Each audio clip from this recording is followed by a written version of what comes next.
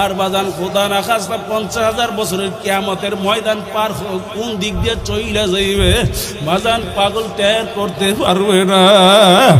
সেই যায় পইরা যায় কানবে আর বলবে মালিক এত সুন্দর দয়ার মালিক তোমাকে রাইখা কোন দুনিয়ার পিছনে পড়ছিলাম, কোন নেতা নেত্রীর ভালোবাসায় পড়ছিলাম, কোন ওলামায়ে কেরামদেরকে গালি দিছিলাম, কোন দুনিয়ার পিছনে পইরা তোমাকে ভুলছিলাম।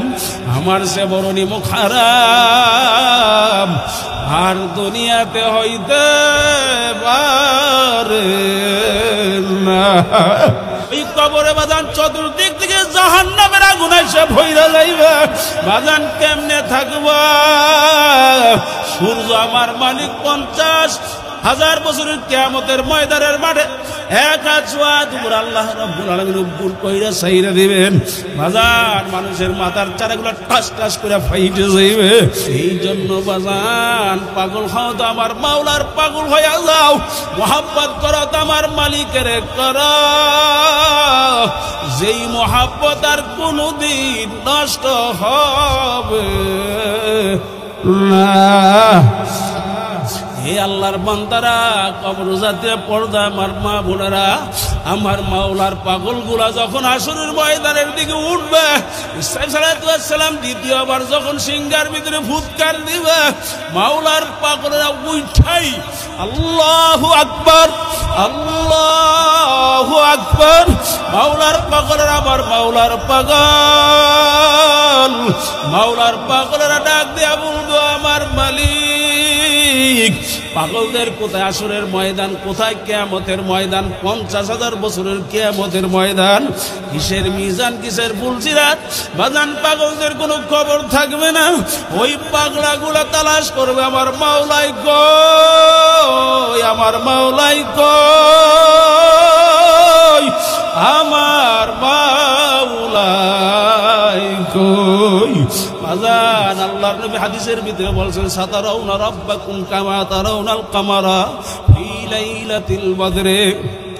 আল্লাহর হাবিব আলাইহিস সালাতু ওয়াস সালাম বলেন আমার মাওলা 70,000 নূরের পর্দা খুইলা দিয়ে আমার মালিক তার পাগলদের সঙ্গে সামনাসামনি সাক্ষাৎ দান করবে।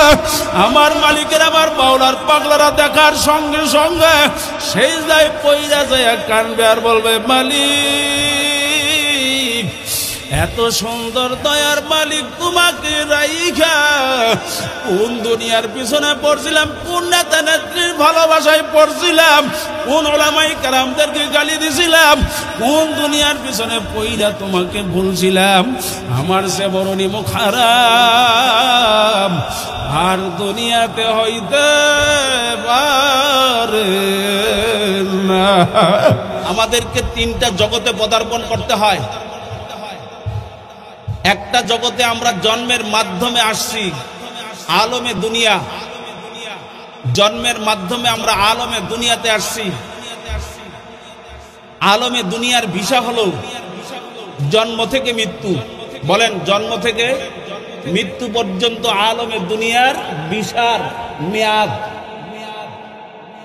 মৃত্যুর মাধ্যমে আরেকটা জগতে আমাদেরকে যাইতে হবে, আলমে বারজাখ, কবরের জীবন। মুফতি শফি রহমাতুল্লাহি আলাইহি বলেন আলমে বারজাখটা হইল আখিরাতের ওয়াইটিং রুম। বলেন কি রুম? Waiting room. ভিসা হলো আলমে বারজাখের ভিসা হলো মৃত্যু থেকে ইসরাফিল আলাইহিস সালামের সিংহায় ফুৎকার দেওয়া পর্যন্ত।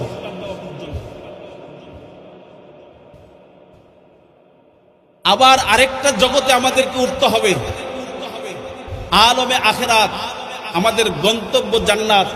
ঠিক কিনা বলেন? আমরা আসছি জান্নাত থেকে, যাব আবার কোথায়? আরো জোরে বলেন। আমরা আবার যাব কিন্তু জান্নাতে।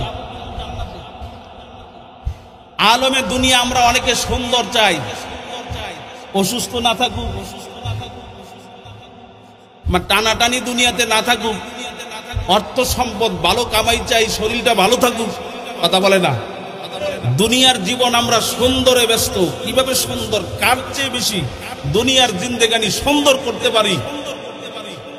কিন্তু অনেকে আমরা এই দুনিয়ার ভেজালে পড়ে আলমে বরজখে কথা আমরা ভুলে যাই।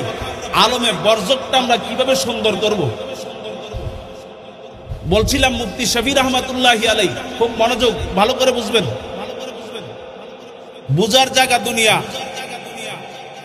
মরে গেলে বুঝলে কাজ হবে না, ঠিক কিনা বলেন? আলমে দুনিয়া সুন্দর চাই, দুনিয়ার হায়াত আমরা সুন্দর কামনা করি, কিন্তু আলমে বরজখ আমরা সুন্দর কামনা করি না। আলমে বরজখে আমরা কিভাবে ভালো থাকবো, যেখানে সাথী নাই, বাতি নাই, আত্মীয় নাই, স্বজন নাই, বিছানা নাই, বালিশ নাই, ইসরাফিল সালাতু ওয়াস সালামের সিংহায় ফুৎকার দেওয়া পর্যন্ত আমাদের ওই কবরে আলমে বরজখে থাকতে হবে। কবরের জিন্দেগানি আমাদের সুন্দরের পিছনে মেহনত নাই, দুনিয়ার জিন্দেগি সুন্দরের জন্য আমাদের খুব মেহনত চলে, ঠিক কিনা বলেন? যতই আপনি দুনিয়া নিয়ে যতই চিন্তা করেন, যতই গবেষণা করেন, যতই সুন্দর ভালো থাকার চেষ্টা করেন, চিন্তা করেন, দুনিয়াতে কেউ থাকতে পারছে? আরো জোরে বলেন। আমাদের পূর্বপুরুষ তারাও আলমে দুনিয়াতে ছিল, মৃত্যুর মাধ্যমে তারা আলমে বরজখে চলে গেছে। আলমে বরজখে পূর্বপুরুষেরা কেমন আছে তাও আমাদের জানা নাই। মুফতি শফি রহমাতুল্লাহ এই জন্যই বলেন, আলমে বরজখকে এই জন্যই মুফতি শফি রহমাতুল্লাহি আলাইহি বলছেন, ওয়াইটিং রুম, যাত্রী যেমন হয় ওয়াইটিং রুম তেমন হয়। কথা বলেন না কেন? যাত্রী যদি ভিআইপি হয় তার ওয়াইটিং রুম ভিআইপি হয়, যাত্রী যদি নরমাল হয়, সরু সামান তার সাথে না থাকে, যাত্রী ওই ওয়াইটিং চলতে থাকে যেখানে কোনো ফ্যান নাই, গরম। কথা বলেন না, ঠিক কিনা বলেন? যেখানে আলো বাতাস নাই। আর যাত্রী যদি ভিআইপি হয় তার ওয়াইটিং চলতে থাকে এসি রুমের মধ্যে, ভিআইপি লাউঞ্জে চলতে থাকে তার ওয়াইটিং। নবী মুহাম্মদ রাসূলুল্লাহ সাল্লাল্লাহু আলাইহি ওয়াসাল্লাম বলছেন, আল কবরু রাউযাতুম মিন রিয়াজিল জান্নাহ আও হুফরাতুম মিন হুফারিন নার। এই কবর কারো জন্য বেহেশতের বাগান, কারো জন্য ভিআইপি লাউঞ্জ, কারো জন্য ভিআইপি বালাখানা, আর কারো জন্য জাহান্নামের আগুনের ঘর। জোরে বলেন, কথা ঠিক না ঠিক? আমাদের মৃত্যু আমরা ভালো কামনা করি না, কিন্তু যখন আমরা আকাবিরে দিন, বুজুর্গানে দিনদের দিকে তাকাবো, তখন আমরা দেখতে পাবো বুজুর্গ ওলামায়ে কেরাম, এরকম ভাবে আমাদের আকাবির ওলামায়ে কেরাম, তারা দুনিয়া যেমন সুন্দর, যাই কিছু যতটুকুই চাইছে, যতটুকুই পাইছে আর না পাইছে, কিন্তু তাদের মৌতটা যেন ভালো হয় এটা আল্লাহর কাছে কামনা করতেন। আল্লাহ আমার মৌত যেন ভালো হয়, আমার মৃত্যু যেন ঈমানের মৃত্যু হয়, আমার কবরটা যেন অন্তত শান্তির একটা জায়গা হয়। বাংলাদেশের একজন বড় বিখ্যাত আলেম ছিল বিবারিয়ার, যাকে ফখরে বাঙ্গাল নামে সবাই চেনে। ফখরে বাঙ্গাল মাওলানা তাজুল ইসলাম রহমাতুল্লাহি আলাইহি, ফখরে বাঙ্গাল মাওলানা তাজুল ইসলাম রহমাতুল্লাহি আলাইহি। তিনি ইন্তেকাল করলেন, দুনিয়ার থেকে বিদায় হলেন, চলে গেছেন আখিরাতের দিকে, আলমে বরজখের দিকে রওনা। বাজারের মধ্যে একজন লোক বসা ছিল এক জায়গার মধ্যে। তিনি যখন শুনতে পাইলেন, মুহূর্তের মধ্যে খবর ছড়ায় গেছে, ফখরে বাঙ্গাল দুনিয়া ছেড়ে চলে গেছে, পরপারে পাড়ি জমাইছে। শোনার সাথে সাথে ভিতর থেকে একটা ভাব, একটা শ্বাস বের হয়েছে। বের হওয়ার পরক্ষণে শ্বাসের সঙ্গে আল্লাহর বান্দার রূহটাও বের হয়ে যায়। তাড়াতাড়ি তাকে গোসল করাইয়া, কাপড়ের কাপড় পরাইয়া, ফখরে বাঙ্গাল রহমাতুল্লাহর জানাজা যেই মাঠে, ওই মাঠে তাকে হাজির করা হইলো। জিজ্ঞাসা করা হলো, এটা কার লাশ? বলে, এটা তো ফখরে বাঙ্গালের লাশ। আর এই লাশ হইল ফখরে বাঙ্গালের আশেকের লাশ। দেখেন একজন ভালো মানুষের প্রেমে থাকার কারণে মৃত্যু ভালো কামনা করেছে বিদায় তার মৃত্যুটা কত সুন্দর হয়েছে। আলমে বরজক তার সুন্দর এটা আশা করা যায়, ঠিক কিনা বলেন? কারণ মৃত্যু তার ভালো, তার মৃত্যুটা ফখরে বাঙ্গালের সঙ্গে হওয়ার কারণে ফখরে বাঙ্গালের জানাজা যেই লোকগুলা দিল ওই লোকগুলা আশেকের জানাজাও দিল। পরামর্শ হলো বলে তাহলে আশেককেও তার কবরের পাশের কবরে শোয়া দাও। কন্যা সুবহানাল্লাহ। আপনারা হয়তোবা শুনে থাকবেন দারুল দেওবন্দ মাদ্রাসা হুজ্জাতুল ইসলাম কাসেম নানুতুবি রহমাতুল্লাহি আলাইহি প্রতিষ্ঠা করেছিলেন। হুজ্জাতুল ইসলাম কাসেম নানুতুবি রহমাতুল্লাহি আলাইহিকে বাতাস করতেছে তার খাদেম, বাতাস করতেছে। এমন সময় এই সম্পর্কে আলোচনা করতেছে মৃত্যু যদি ভালো হয়, ভালো মানুষের কবরের সঙ্গে যদি কবর হয় তার মধ্যেও লাভ আছে। কন্যা সুবহানাল্লাহ। খাদেম বলতেছে ভালো মানুষের কবরের সঙ্গে কবর হইলে কি হবে? আমল তো থাকতে হবে। বলেন কি থাকতে হবে? আমল না থাকলে আমার ভালো মানুষের কবরের সঙ্গে কবর হলে লাভ হবে কি? হুজ্জাতুল ইসলাম কাসেম নানুতুবি রহমাতুল্লাহ আলাইহি বললেন তুমি আমাকে কি দিয়ে বাতাস করতেছো? বলে তালের পাংখা দিয়ে বাতাস করতেছি। বলে আমাকে বাতাস করতেছো, আমার ডাইনে বামে যে কিছু লোক বসা তাদের গায়ে বাতাস লাগেনি? বলে হ্যাঁ লাগে। তুমি বাতাস করতেছো আমাকে, তাদের গায়ে লাগে কেন? বলে এটা তো লাগতেই আছে, লাগবেই। বলে তুমি কি মনে করেছো? কি মনে করেছো? আল্লাহর ওলি একজন হুজ্জাতুল ইসলাম কাসেম নানুতুবির মতো যদি এরকম একজন হক্কানি আল্লাহ ওয়ালার পাশের কবরের সঙ্গে যদি তার কবর হয়, একজন আল্লাহ ওয়ালা নেককার বান্দার কবরে আল্লাহর জান্নাতের বাতাস ঢুকবে, তার পাশের কবরে আগুন জ্বলবে, এটা তুমি কিভাবে মনে করো? আল্লাহ পাকের জান্নাতের হাওয়ার পাওয়ার কি এত কম হয়ে গেল যেই বাতাস তার পাশের কবরে ঢুকবে না? সুবহানাল্লাহ। বাইত গিয়ে কইেন ভাইরা আমার, ভালো এখন আপনারা বুঝে থাকলে বলুন, ভালো মানুষের কবরের সঙ্গে কবর হওয়ার মধ্যে লাভ আছে না নাই? আরো জোরে বলেন আছে না নাই? ভাইরা আমার, মুসা নবী আলাইহিস সালাতু ভালো জায়গায় কবর হওয়ার মধ্যে লাভ আছে। মুসা নবী আলাইহিস সালাম আল্লাহর কাছে দোয়া করেছেন, আল্লাহ বাইতুল মুকাদ্দিসের পাশে আমার কবরের জায়গা করে দিন, আমার কবর যেন বাইতুল মুকাদ্দিসের পাশে হয়। কেন? বাইতুল মুকাদ্দাসের আশপাশ তো আল্লাহ বা বরকত করেছে, বারাকনা হাওলাহু। মুকাদ্দাস এই জন্য শোনেন, ভালো করে বুঝবেন, এমন একজন আল্লাহর ওলি এখানে আসতেছেন, তিনার সহবতে আমাদের আসা দরকার আছে না নাই? আরো জোরে বলেন আছে না নাই? খলিফাতুল মুসলিমিন হযরত ওমর রাদিয়াল্লাহু তাআলা আনহু ভাজান তার জীবনী ইতিহাস বললে দেখবেন তিনি এরকম ভাবে আল্লাহু আকবার আম্মাজান হযরত আয়েশা সিদ্দিকা রাদিয়াল্লাহু তাআলা আনহা তার কাছে লোক পাঠাইয়া আল্লাহর হাবিবের রুমের মধ্যে তার কবর ঢুকাইছে। আব্দুল্লাহ ইবনে ওমর হযরত খলিফাতুল মুসলিমিন ওমর রাদিয়াল্লাহু তাআলা আনহু বাজান তার কলিজার টুকরা সন্তান আল্লাহর হাবিবের স্ত্রী উম্মাতুল মুমিনিন আম্মাজান আয়েশা সিদ্দিকা রাদিয়াল্লাহু তাআলা আনহা তার কাছে প্রস্তাব পাঠাইলো, আম্মাজানকে যায় বলো তার জন্য যে কবরের জায়গা, ওই কবরের জায়গাটা যেন আমার জন্য হাদিয়া দেয়। কারণ আমি যদি আল্লাহর হাবিবের পাশে শুইতে পারি, অন্তত আল্লাহর হাবিবের বরকতে আমার কবরে আযাব হবে না। এ আল্লাহর বান্দারা, কবর যাত্রীরা, বাজান যারা কবর রওনা করছেন, কি নিয়ে কবরে রওনা করলেন? কোন দুনিয়ার পিছনে পাগল হইয়া ঘুরলেন? বাজান বুঝা শুই না, তারপরে ঠিকঠাক হইয়া আমার মাওলার কবর যাওয়া লাগবে। জোরে বলেন কথা ঠিক না ঠিক?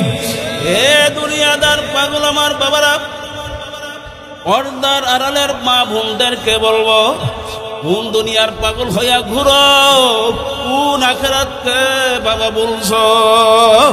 খলিফাতুল মুসলিমিন ওমর রাদিয়াল্লাহু তাআলা আনহু বাজান তার কলিজার টুকরা সন্তানকে আম্মাজান আয়েশা সিদ্দিকা রাদিয়াল্লাহু তাআলা আনহা ডাক দিয়া বললেন, যাও তোমার আব্বাজানকে যায় বলো আমার কবরের জায়গা আমি ওমরকে হাদিয়া দিলাম।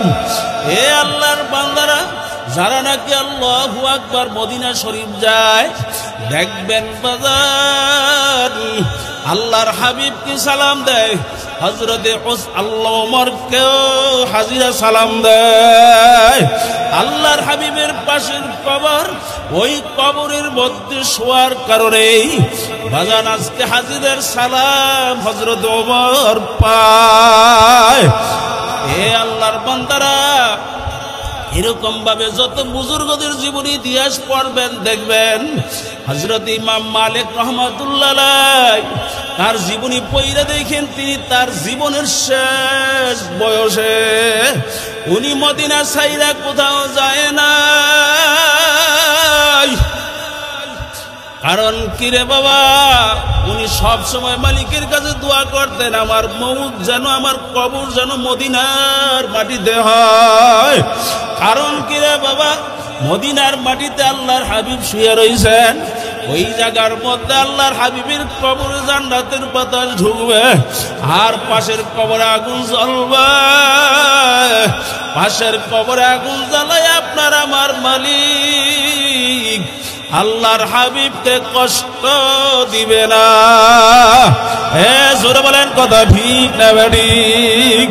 বাজান আল্লাহু আকবার। আল্লাহর প্রিয় বান্দা বান্দিরা, হযরতে আসিয়া আলাইহাস সালাম, হযরতে আসিয়া আল্লাহর কাছে দোয়া করছেন, ও আমার মালিক,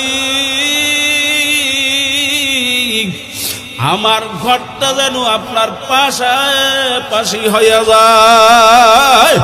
হে আল্লাহর বান্দারা, কারণ কি, যেই মালিকের জন্য দুনিয়া থেকে বিদায় হইয়া মালিকের নিয়ে কবরে গেল, ওই মালিকের আসিয়া না দেখলে ভালো লাগবে না।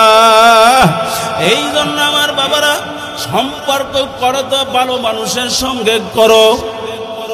আল্লাহু আকবার। বন্ধু বানাও তো ভালো মানুষকে বানাও। এমন একজন আল্লাহর ওলি, আল্লাহু আকবার, লক্ষ কোটি কোটি মানুষের আধ্যাত্মিক রাহবার এবং রাজনৈতিক নেতা, এই জমিনে কিভাবে শান্তি কায়েম করা যায়। আল্লাহু আকবার। রাতের পর রাত বাজান, দিনের পরে দিন, যেই আল্লাহর ওলির এই ময়দানে জ্বর নাই, তুফান নাই, রোদ নাই, বৃষ্টি নাই, ঠান্ডা নাই, গরম নাই, রাত্র দিন যারা আমার মাওলার পাগল বানাবার জন্য বাজান মানুষের ধারে ধারে ঘুরতেছেন, এমন একজন জিন্দা আল্লাহর ওলি মুফতি সৈয়দ মোহাম্মদ ফাইজুল করিম আমার আপনার শায়েখ আসতেছে। এই এলাকার মানুষ আপনারা খুশি না বেজার? জোরে বলেন, খুশি না বেজার? ভাজানি আল্লাহর ওলির সুহবতে কত মতপুর ভালো হয়ে গেল, কত সন্ত্রাস ভালো হয়ে গেল। আল্লাহু আকবার মিথ্যা বলতো মানুষ, আল্লাহু আকবার মদের আড্ডায়, জুয়ার আড্ডায়, নেশার আড্ডার ভিতরে পইরা থাকতো। ওই মানুষগুলার হাতের মধ্যে ছিল মদের বোতল, আজকে তাদের হাতের মধ্যে তসবিহ নিয়ে মাওলার জিকির করে। বাজান এরকম 2-4টা ঘটনা রায়পুরায় আছে না নাই? জোরে বলো না বাবা, আছে না নাই? এ আল্লাহর বান্দারা, পর্দা আমার মা বোনেরা, এমন একজন আল্লাহর ওলি আসতেছে বাবা, সময় নষ্ট কইরো না, আইসা ময়দানে বসো, আল্লাহর ওলির সোহবত গ্রহণ করো। বাজান বাহরাইনের ধর্ম প্রতিমন্ত্রী, বাহরাইনের ধর্ম প্রতিমন্ত্রী তিনি বলছেন, বাংলাদেশের জন্য চরমনার পীর হইল নিয়ামত। এই চরমনার পীর যদি আমার বাহরাইনের মধ্যে থাকতো, আমি নিজেকে ধন্য মনে করতাম। আর আজকে আমরা দেখি বাবা, বড় দুঃখ পরিতাপের সঙ্গে বাবা বলছি, বাবা উনি তো একজন আলেম ছিল বাবা। এই আলেম মুফতি সৈয়দ মোহাম্মদ ফয়জুল করিম শাইখের চরমনাই পীর সাহেব চরমনাইদেরকে নিয়ে বাজান আমার মাওলাকে নারাজ কইরা দুনিয়ার নেতাদেরকে খুশি করতে যাইয়া ওই আল্লাহর ওলিকে গালি দিতেও দ্বিধাবোধ করে না। হে সুরে কাও কথা ঠিক না বলি? সহবতে সালেহ তোরা সালেহ কুনাদ, সহবতে তলে তোরা তলে কুনাদ এক জামানা, সহবতে বাউলিয়া বেহতর সদ সালে তাআত বেরিয়া গেলে খুশবু হেদর হাম্মাম মেরুজে রশিদ আজ দস্ত মাহবুবে বদস্তাম। বাজান একটা মাটির চাকা থেকে গোলাপ ফুলের ঘেরান আসা শুরু করলো। মাটির চাকায় জিজ্ঞেস করা হইল, মাটির চাকা তুমি কি কোনো গোলাপ ফুল না কোনো মেশকো আম্বার? মাটির চাকা উত্তরে বলে, আমি কোনো গোলাপ ফুল বা মেশকো আম্বার কিছু না। তাহলে তোমার থেকে এত সুন্দর ঘেরান কেন আসতেছে? মাটির চাকা উত্তরে বলে, আমি যেই জায়গার ভিতরে ছিলাম ওই জায়গার ভিতরে একটা গোলাপ ফুল গাছ ছিল। ওই গোলাপ ফুল গাছের একটা ঢাল যাইয়া আমার মাটির চাকার ভিতরে ঢুকছে। আমার মাটির চাকার ভিতরে একটা গোলাপ ফুল ছিটটা গেছে। ওই গোলাপ ফুলের ঘেরান আমার ভিতরে ঢুকতে ঢুকতে আমি এখন আর সাধারণ মাটির চাকা নাই, আমি একটা মাটির চাকা গোলাপে পরিণত হয়ে গেছি। সবাই বলেন না সুবহানাল্লাহ।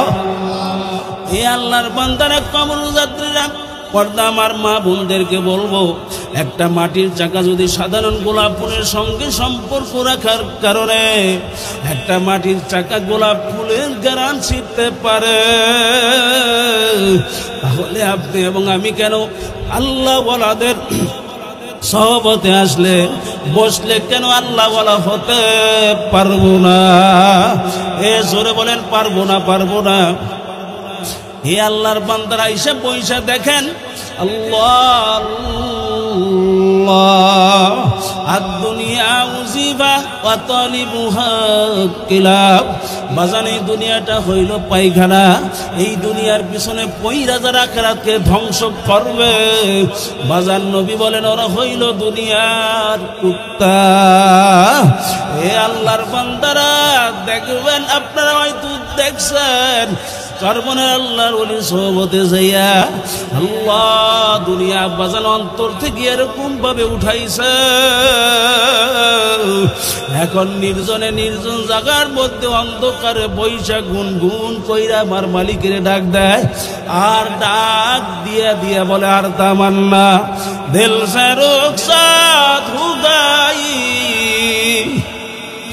अब तू आजा, अब तू खलवत आ गई। মাবুদ গো, আপনি আমার কলবের থেকে দুনিয়া একেবারে দুইয়া মুইসা পরিষ্কার কইরা খালি কইরা দিলাম। আপনি দয়া মায়া কইরা আমার কলবের ভিতরে জায়গা নেন। আল্লাহর ওলির কাছে মুরিদ হওয়ার পরে বাজান আগে জবানে জিকির ছিল না, এখন আমার মাওলার জিকির গুন গুন কইরা করে। কি জোরে বলেন কথা ঠিক না বেডি? আমার মাওলার জিকির করে আর দুই চোখের পানি ফালাইয়া কাঁদে, আর আমার মালিকের ডাক দিয়া দিয়া বলে, ওরে আমার মালিক, আপনি যদি আমাকে দয়া মায়া কইরা মাফ না করেন, আমি ওই কবরে কেমনে একা থাকবো রে। আমার মালিক, আপনি যদি আমাকে দয়া মায়া করে মাফ না করেন, আমি ওই জাহান্নামের আগুন কেমনে সহ্য করব? তোমাদের হাতে পায়ে অনুরোধ করে বইলা ধুয়ে যায় কুতুবুল আলম সৈয়দ ফজলুল করিম রাহমাতুল্লাহ আলাইহি। বাজান, তারে যারা দেখছেন দেখবেন চোখের পানি ফালাইয়া কাঁদতে কাঁদতে জীবন শেষ কইরা দিছে। এরপরও বাজান নির্জনে পয়সা ফুফায়া কাঁদতেন। সঙ্গী সাথীরা ডাক দিয়া বলতেন, হুজুর আপনার শরীরে কি কোনো খারাপ লাগে? বলে, না, আমার শরীরে তেমন খারাপ লাগে না। তাহলে আপনি কেন এইভাবে কাঁদেন?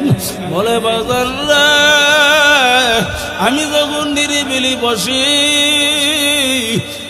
তখন আমার চিন্তা শুরু হয়ে যায়, আজকে আমার মালিক আমাকে সারা দুনিয়ার ভিতরে চরমনার পীর, কত বড় খ্যাতি আল্লাহ আমাকে দান করছেন, কত নাম সুনাম আমার আজকে বহির্বিশ্বে পর্যন্ত।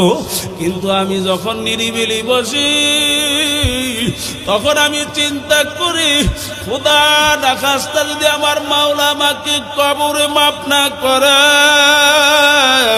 আমি ওই জাহান্নামের আগুন কেমনে সহ্য করব রে? বাজান, আল্লাহ চরমনার কুতুবুল আলম সৈয়দ সাহেব রাহমাতুল্লাহ আলাইহি, চরমনার দাদা হুজুরের জীবনী পড়লে দেখবেন বাজান, আল্লাহর ওলি ইন্তেকালের পূর্বে জল চকির মধ্যে বইসা ফুপায়া কান্না। পাশে কবরস্থানের দিকে ফিরা তাকায়, আর দুই চোখ দিয়া গাল বাসায় কাঁদে। আর আমার আসমানের দিকে, আমার মালিকের দিকে ফিরা করুণ সুরে ডাক দিয়া বলে, ওরে আমার মাওলারা,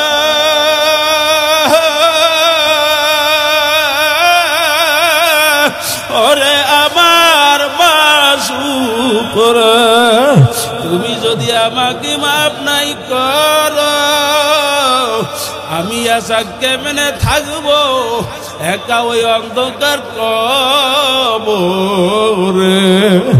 এ আল্লাহর বান্দারা, পর্দা আমার মা বোনদেরকে বলবো, আল্লাহ সাহাবায়ে কেরামদের জীবনী ইতিহাস পড়লে দেখবেন বাজান, তারা কাঁদতে কাঁদতে কবরে চইলা গেছে।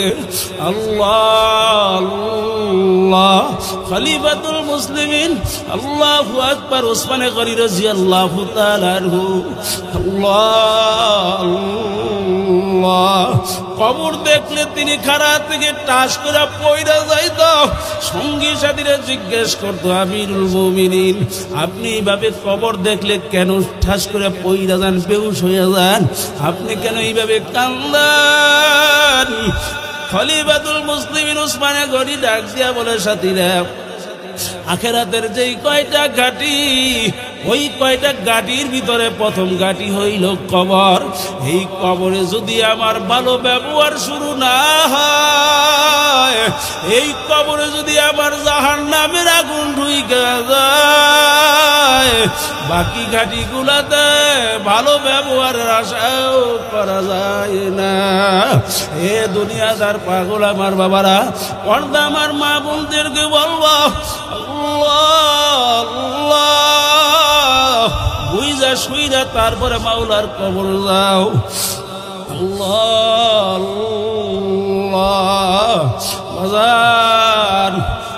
ইমামুল আজম আবু হানিফা রহমাতুল্লাহি আলাইহি বাজান কত বড় ইমাম। আল্লাহু আকবার। 2 রাকাত নামাজ পড়ার জন্য তাহাজ্জুদের নামাজে নিয়ত বাইদা দাঁড়াইয়া গেল। যখন নামাজের ভিতরে দাঁড় হইল, বাজান সূরা ইয়াসিন তেলাওয়াত করতে আছে। আখরে আল্লাহু আকবার করতে করতে আয়াত ওই পর্যন্ত যখন পৌঁছা গেল, ওয়ামতাজুল ইয়াউমা আইয়ুহাল মুজরিমুন, ওয়ামতাজুল ইয়াউমা আইয়ুহাল মুজরিমুন, ওই আয়াতে কারিমা বারবার তেলাওয়াত করে। আর ওই আয়াত আয়াতের মানি খেয়াল করে, তর্জমা খেয়াল করে। আমার মালিক যখন আসরের ময়দানে ঘোষণা করবে, এ গুনাহগারের দলেরা, মুজরিমের দলেরা, ওরা আজকে এই দিনে আমার বান্দা বান্দীদের থেকে আলাদা হইয়া যায়। খোদা না খাস্তা যদি আমার মাওলা আমাকে মাফ না করে, আমি আবু হানিফার নাম যদি নাফরমানদের কাতারে পইরা যায়, আমি ওই জাহান্নামের আগুন কেমনে সহ্য করব রে? বারবার আয়াতে কারিমা তেলাওয়াত করে আর দুই চোখের পানি বালায়া গাল বাজায়া কান্না। আরে কোথায় রুকু, কোথায় সেজদা, কোনো খবর নাই। সবে সাদেক হবে দুই রাকাত নামাজের সালাম ফিরাইয়া বাজার নামাজ শেষ করলো।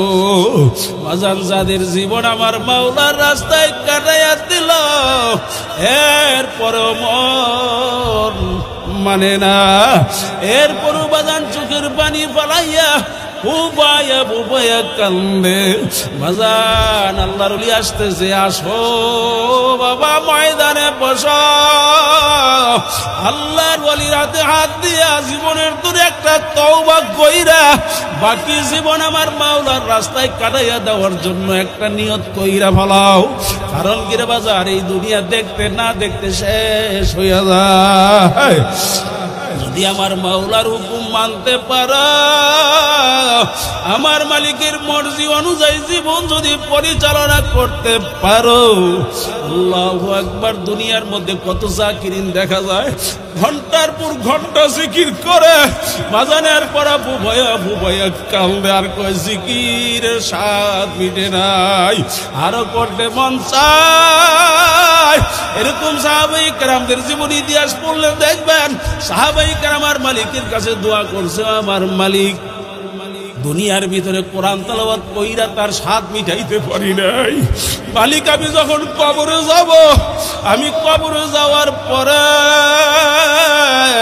মালিক কবরে তো কোনো কাজ থাকবে না, আপনি আমার কবরের মধ্যে কোরআন তেলাওয়াতের সুযোগ কইরা দিয়ে।